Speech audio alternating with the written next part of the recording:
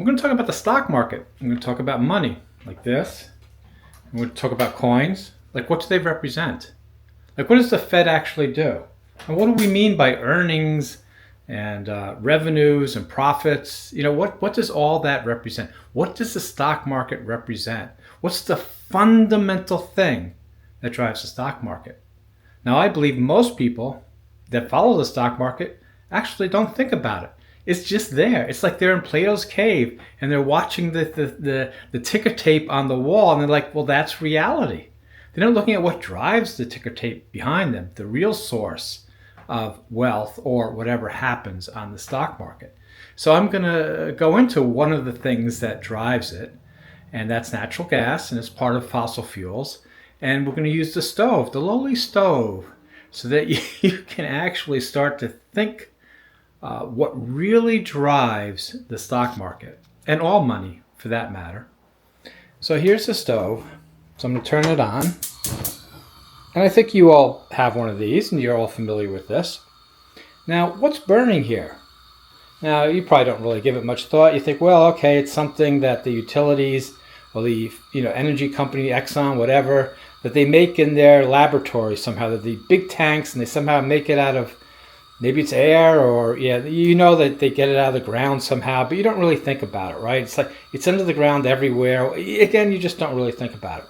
Well, I'm going to tell you what it is.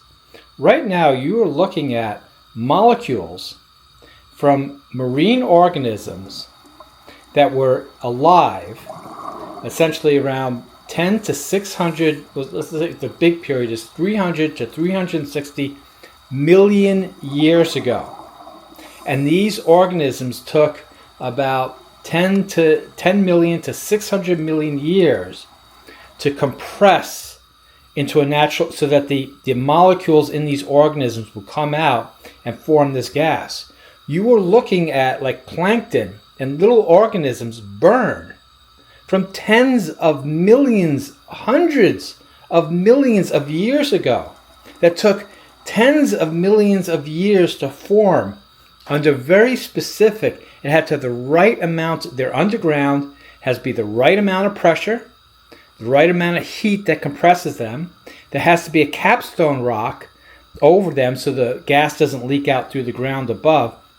It has to be very specific conditions. It's not everywhere. And peak exploration was in 1965. Believe me, we know where all of it is, okay? And we have mined all the big, sources of it.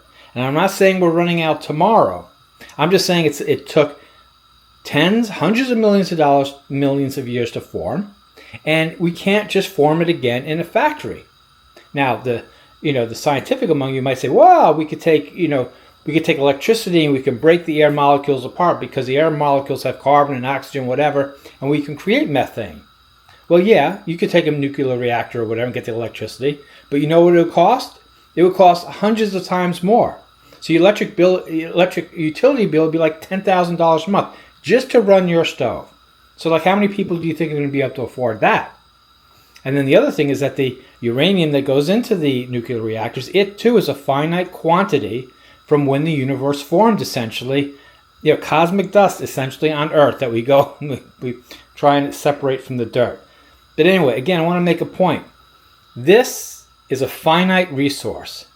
And when we talk about money, we're talking about getting this to do something, right? To build materials for our houses, to build materials for our cars, to fly our planes.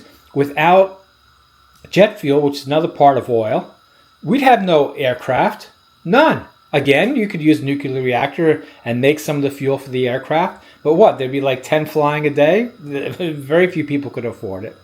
But again, I don't want to get away. You have to contextualize this. Let me swing around, turn off the stove. This is worthless by itself. It represents energy. And if you say, oh, well, back in Roman times, they had gold coins and stuff like that. What about then? Well, what did this represent? This represented the energy of slaves. That's what it represented. Or if you were very lucky and your farm happened to produce a lot more crop than you need to eat, then it would represent some of this. But really the worth of money back in Roman times was very limited, very limited. It isn't like today. The reason that there's so much wealth was created by the energy that we're pulling out of fossil fuels. That's why we have securities. That's why we have a huge stock market. Everything in the stock market is based on tremendous amounts of energy that we're using to build things, to move things, all of it. And it's finite. And we can't just recreate it. And when you talk about renewables, the amount of energy that comes out of a solar panel or wind farm, which themselves are created with fossil fuels, you don't see like solar farms running the factory to build more solar farms because they just not enough energy density. So without those things create a little bit of energy. So what you're basically having in society is that people, the wealth, energy is going to fewer and fewer people. That's what's going on in the stock market right now. And it's called wealth inequality and what's being driven about the wealth inequality isn't politics. It isn't saying, oh well, I should get more money, you should get less money. No, it's that fossil fuels are getting more and more expensive to get out of the ground because we're going through all the easy to get stuff and the harder to get stuff. So take gas, right? So you go to the field, you find some natural gas, it's pumping out, great, you get it easily. But now that runs out. So you want to get some more gas, but it's deeper. So it's either deeper, it's with other materials, you have to force water. So you have to burn natural gas to get the natural gas out of the ground. And that's what's going on. It's getting more and more expensive to get fossil fuels. And because of it, there's less of it to go around. And that's just going out throughout the whole world.